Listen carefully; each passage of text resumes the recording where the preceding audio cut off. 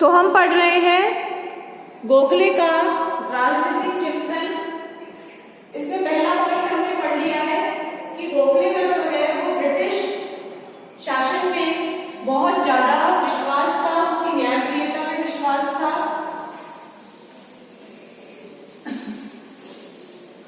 गोपाल कृष्ण गोखले हम पढ़ रहे हैं, भारतीय राजनीतिक विचारक, उदारवादी नेता कहे जाते हैं ये।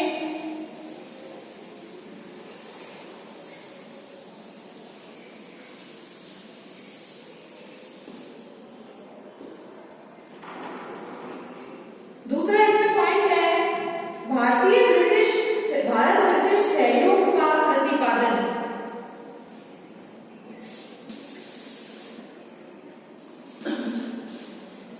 भारत ब्रिटिश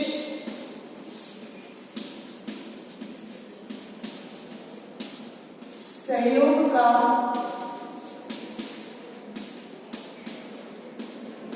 प्रतिपादन। लेकिन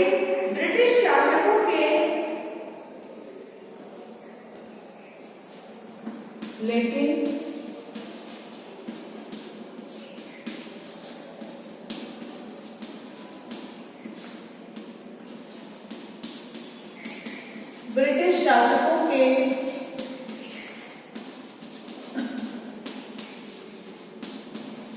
साम्राज्यवादी रवैये की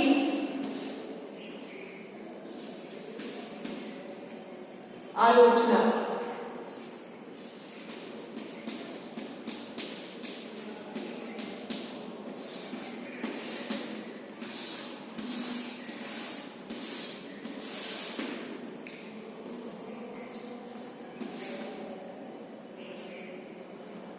रानडे की भांति गोखले का भी यह विश्वास था कि भारत में ब्रिटिश साम्राज्य ईश्वरीय विधान की योजना का ही एक अंग है,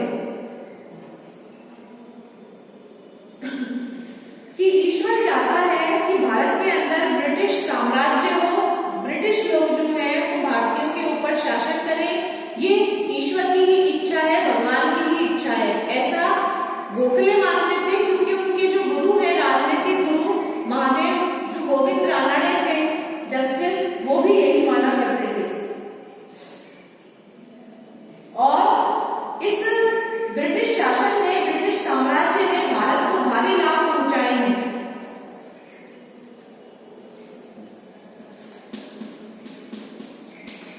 रानडे की भांति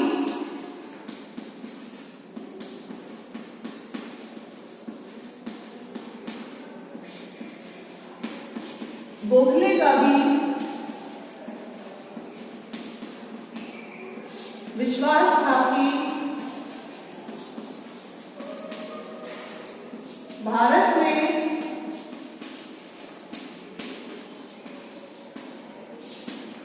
ब्रिटिश शासन, भारत में जो ब्रिटिश शासन है वो ईश्वरीय विधान का एक अंग है।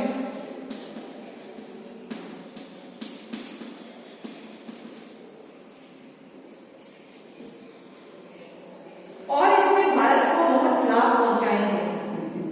उनकी दृष्टि में ब्रिटिश शासन के जो सबसे बड़े लाभ थे वो थे सारे देश में शांति और व्यवस्था की स्थापना करना।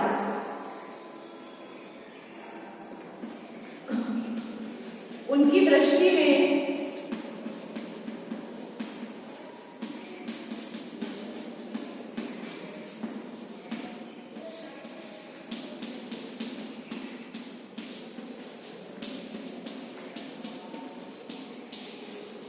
लाभ था भारत में ब्रिटिश शासन का लाभ जो था वो ये था कि भारत में शांति और व्यवस्था की स्थापना, शांति व व्यवस्था की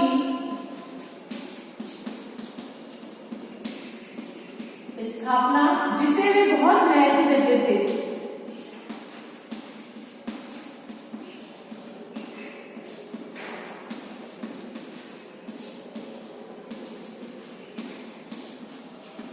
शांति को बहुत महत्व दिया करते थे भारत में, और ब्रिटिश शासन के बाद भारत के अंदर एक शांति स्थापित हो गई थी, ऐसा उनका मानना था। और दूसरा वो मानते थे पाश्चात्य शिक्षा व्यवस्था, अंग्रेजी भाषा को वो भारत के लिए वरदान मानते थे। पाश्चात्य शिक्षा व्यवस्था व अंग्रेजी भाषा को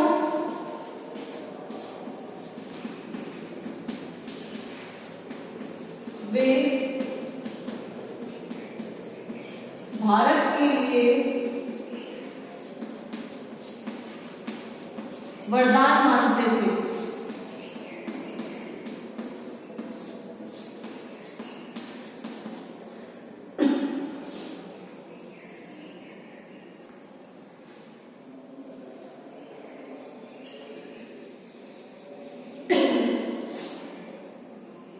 और इसके माध्यम से वे भारत लोकतंत्र और स्वतंत्रता के संपर्क में आया था।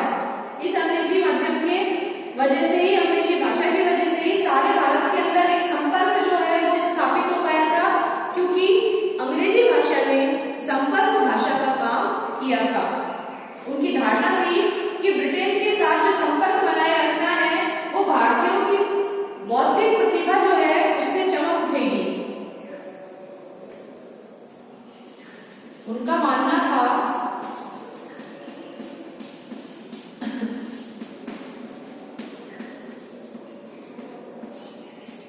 ब्रिटिश नागरिकों के साथ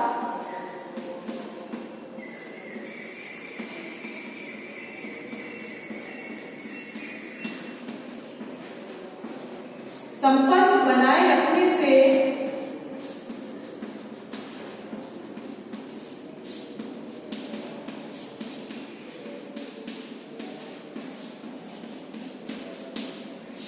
भारतीयों की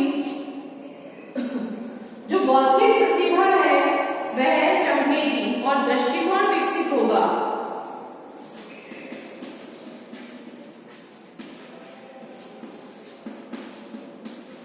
बौद्धिक प्रतिभा चमकेगी व दृष्टिकोण, उनका जो देखने का नजरिया है वो विकसित हो जाएगा, दृष्टिकोण विकसित होगा।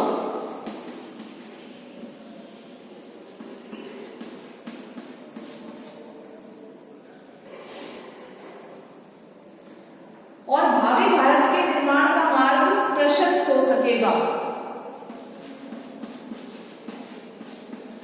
भावी भारत के निर्माण का मार्ग प्रशस्त हो सकेगा।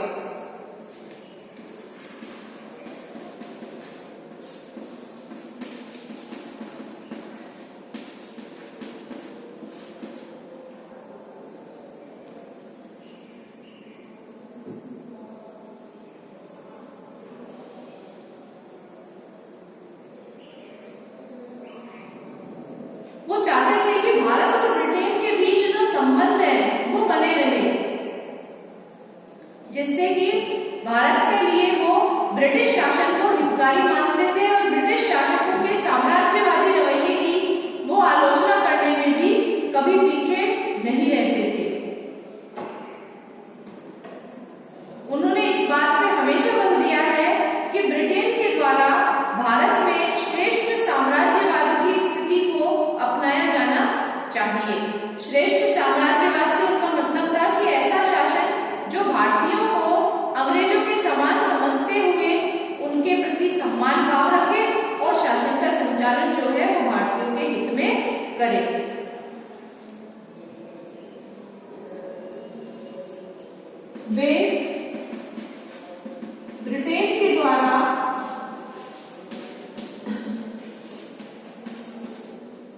भारतीयों के लिए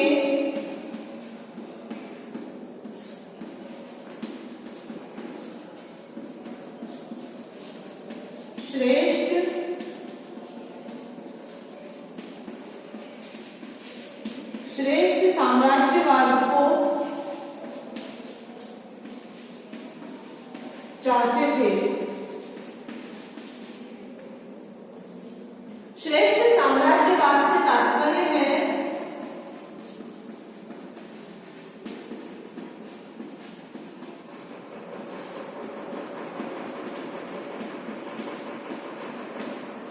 तात्पर्य है कि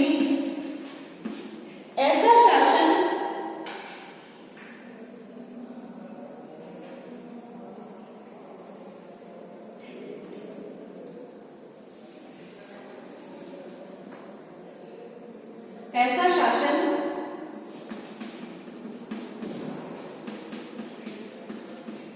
जो भारतीयों को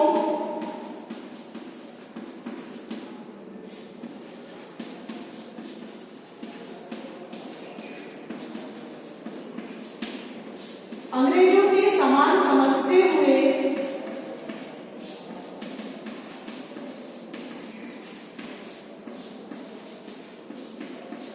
भारतीयों को अंग्रेजों के समान समझते हुए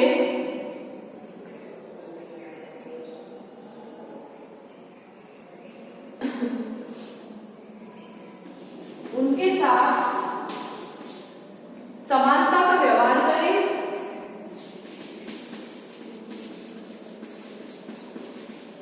या समान भाव रखें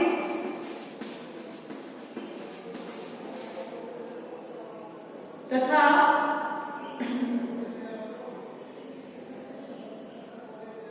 शासन का संचालन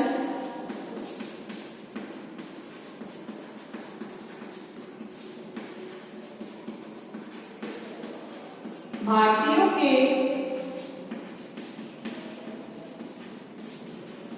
हित में हो।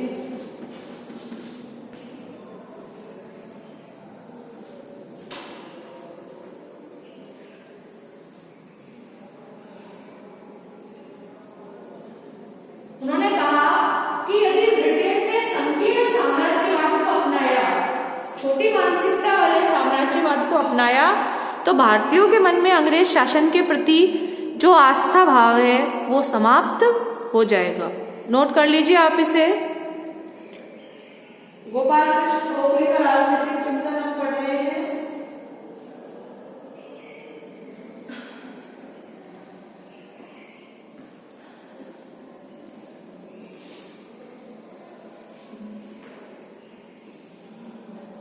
ब्रिटिश और भारत में जो अच्छे संबंध है इसका उन्होंने हमेशा संचालन किया है, प्रतिपादन किया है, लेकिन वो ब्रिटिश शासकों का जो साम्राज्यवादी रवैया है कि अपने साम्राज्य का विस्तार करना, ऐसी जो नीति है इसकी वो हमेशा से ही आलोचना करते रहे हैं।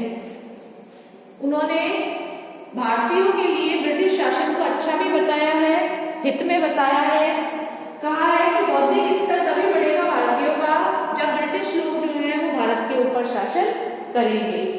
लेकिन उन्होंने ये भी कहा साथ में कि यदि ब्रिटिश शासन ने भारतीयों के साथ अन्याय किया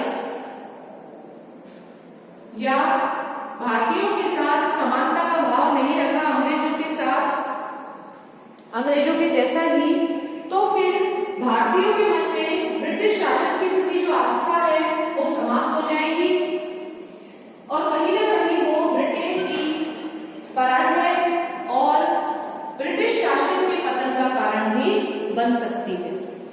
इसलिए अंग्रेजों को जो शासन व्यवस्था है वो हमेशा श्रेष्ठ साम्राज्यवाद की नीति से चलानी चाहिए, जो कि भारतीयों के हित में हो और भारतीयों के साथ उसमें समानता का व्यवहार हो। नोट कर लीजिए आप इसे। इसके बाद अगला है संवैधानिक साधनों और वैधानिक आंदोलनों में अड़िग विश्वास।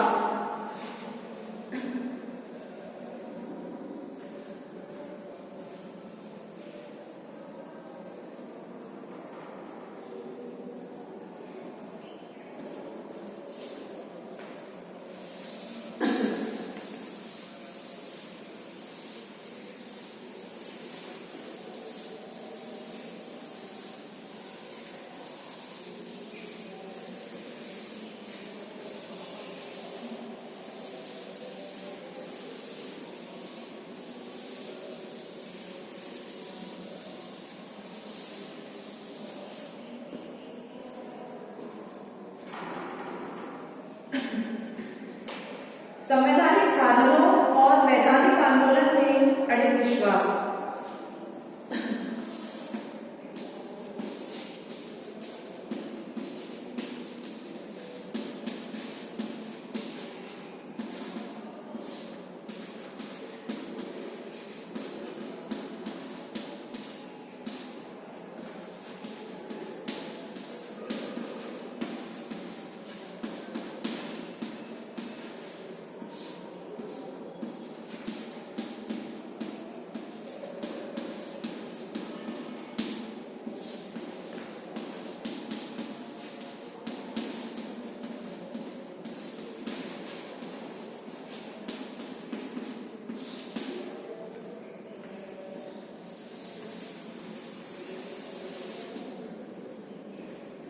संवैधानिक साधनों और वैधानिक आंदोलन में अड़िग विश्वास।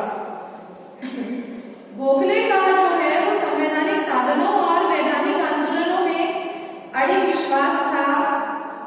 वे उग्र विचारों और साधनों तथा असंवैधानिक मार्ग को भारत के लिए अहितकर समझते थे तथा इसके विरुद्ध थे। गोखले जो थे वो उग्र विचारों और साधनों गोखले उग्र विचारों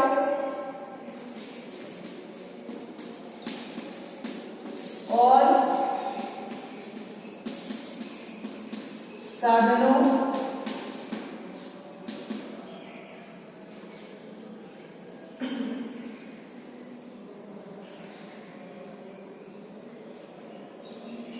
तथा असंवैधानिक मार्ग को भारत के लिए तथा असंवैधानिक मार्ग को भारत के लिए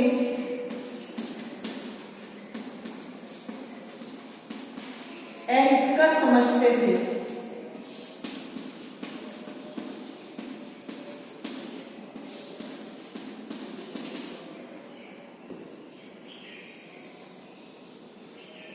तथा इसके विरुद्ध थे।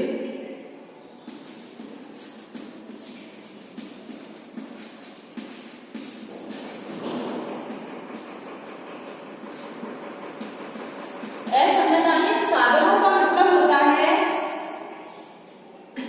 जो संवैधानिक साधन होते हैं वो होते हैं जो संविधान के अनुसार चलते हैं। वो कानून के अनुसार शासन चाहना, जो कानून संविधान में लिखे हुए हैं और उसी के साथ वो आजादी चाहते थे। वो चाहते थे कि हमें संविधान के अकॉर्डिंग, कानून के साथ ही हमें आजादी मिले, ना कि वो असंवैधानिक तरीकों जैसे कि मारपीट है, हिंसा है या फिर हड़ताल है, इन तरीके से जो गैर कानूनी साधन है उनके माध्यम से वो आजादी नहीं चाहते थे।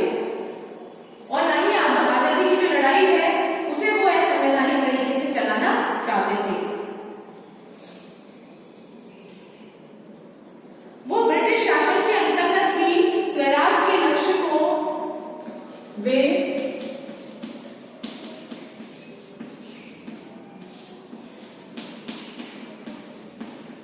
ब्रिटिश शासन के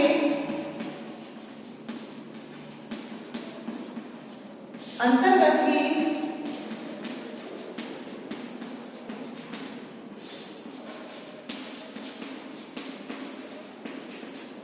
स्वराज के लक्ष्य को प्राप्त करना चाहते थे।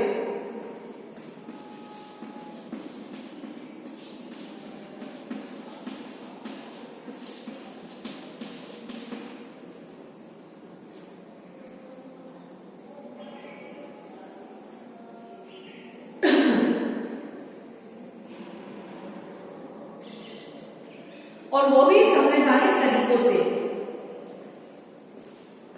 और वह भी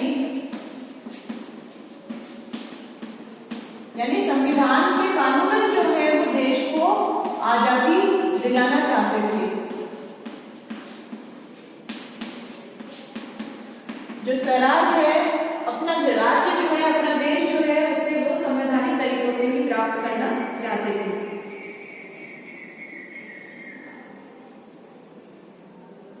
उनके संवैधानिक तरीकों में याचिकाएं, न्याय के लिए प्रार्थना, कौन कौन से थे उनके संवैधानिक तरीके? उनके संवैधानिक तरीकों में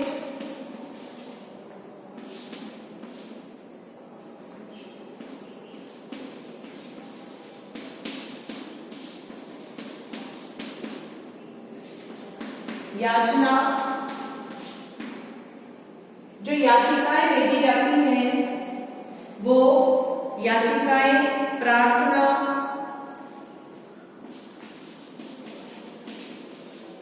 न्याय के लिए प्रार्थना, याचिकाएं, प्रतिनिधिमंडल भेजना,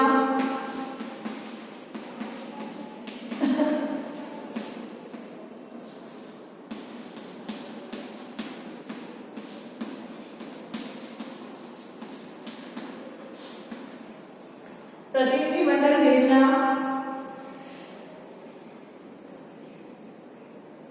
आदि आते हैं। इसलिए वे इंग्लैंड में प्रचार कार्य को भी बहुत अधिक महत्व देते थे। 1908 में उन्होंने इलाहाबाद में कहा था कि संवैधानिक साधनों में मेरा अभिप्राय शांतिपूर्ण साधनों से है। कुछ अवसरों पर उन्होंने विचार व्यक्त किए कि करों को न देना भी वैधानिक आंदोलन का ही एक अंग है, लेकिन उन्होंने अपने जीवन काल में भारतीय जनता को ऐसा कोई भी कार्य करने का परामर्श नहीं दिया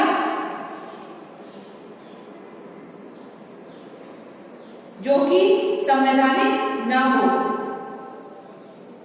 उनका विचार था कि शिकायतें दूर करवाने के लिए संवैधानिक तरीकों को अपनाया जाना चाहिए। उनका विचार था कि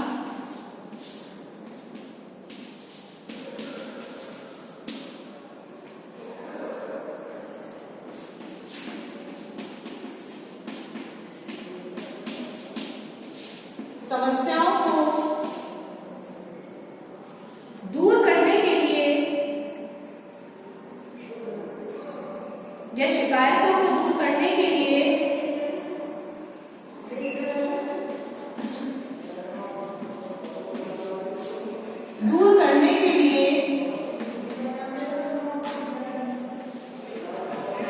शासन पर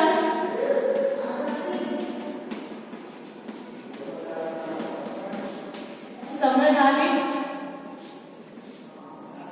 तरीकों से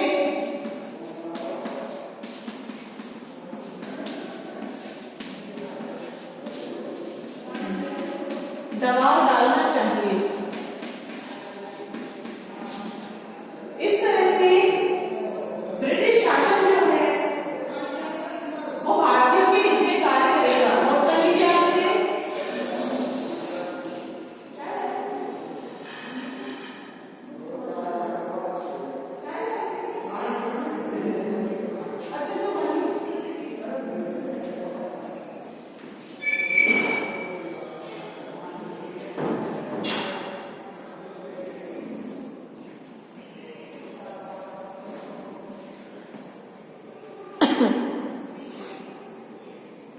समस्याओं को दूर करने के लिए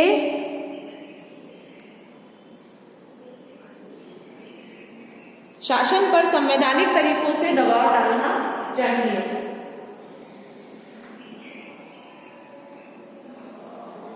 पर यह दबाव तभी प्रभावशाली होगा जब उसके पीछे लोकमत की शक्ति और दृढ़ निश्चय हो। किंतु ये जो दबाव है, किंतु यह दबाव तभी कारगर सिद्ध होगा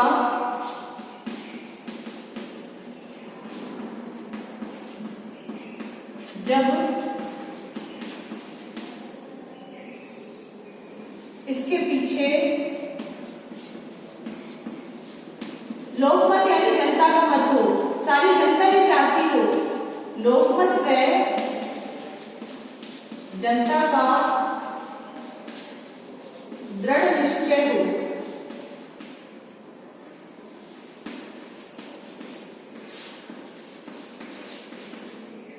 जनता का दृढ़ निश्चय होगा या लोकमत होगा, तभी ये दबाव जो है वो सही माना जाएगा, प्रभावशाली माना जाएगा, कारगर सिद्ध होगा।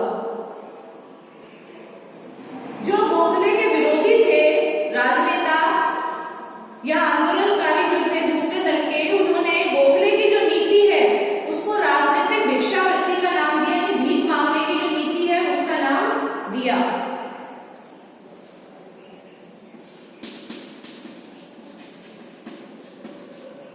गोखले के मार्ग को वह नीतियों को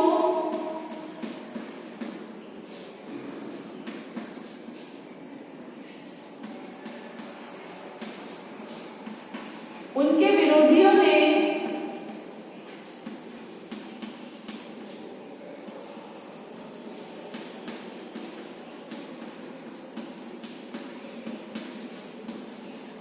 राजनीतिक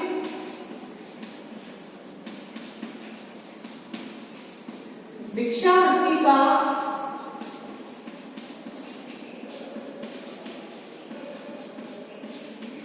नाम दिया था कि वो तो भिक्षा मांगने की नीति है, ये उनकी प्रार्थना करने की, याचना करने की, वो कोई आंदोलन नहीं कर सकते। लेकिन वस्तुतः ये जो प्रकार था, ये विचार जो था वो उचित नहीं था, क्योंकि इस मार्ग को अपनाने में लोकमत की शक्ति को जागृत करना आवश्यक था। इसलिए यह मार्ग ऊपर से देखने पर सरल लेकिन बहुत अधिक श्रम साध्य था, बहुत मेहनत का कठिन कार्य था। किंतु यह विचार उचित नहीं था, किंतु यह विचार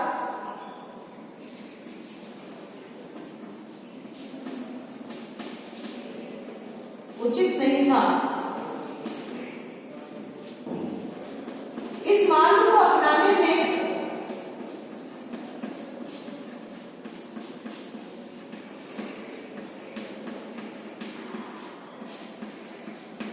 जनता को अपने पक्ष में लेना होता है, लोकमत को अपने पक्ष में बनाना होता है, और लोकमत की शक्ति को जागृत करना आवश्यक है।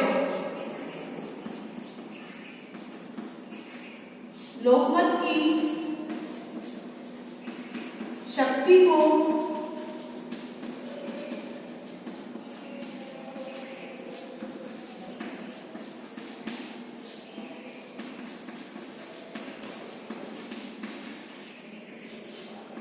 जागृत करना आवश्यक है। यह मार्ग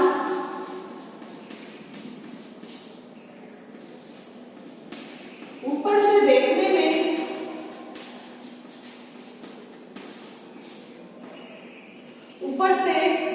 जितना सरल है,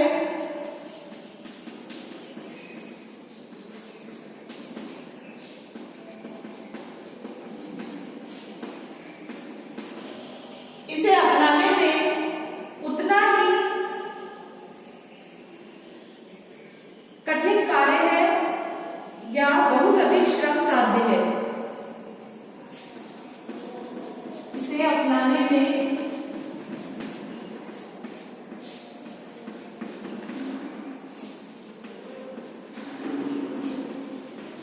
उतनी ही कठिनाई